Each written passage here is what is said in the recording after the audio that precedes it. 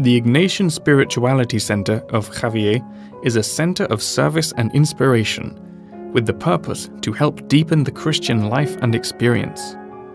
We believe this, along with the Ignatian spirituality, is an excellent way to live life in an integrated, harmonious, and constructive manner.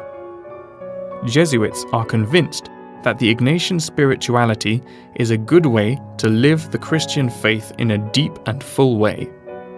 It is an effective way of living the pursuit of Jesus.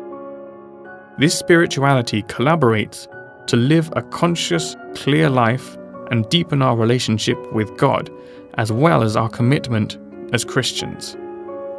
It is therefore a center to encourage and promote the experience and practice of the Ignatian spirituality. In particular, what it does is promote and coordinate the experience of the spiritual exercises in different ways and times. Ignatian retreats, courses, workshops, conferences, spiritual accompaniment to individuals and groups, etc.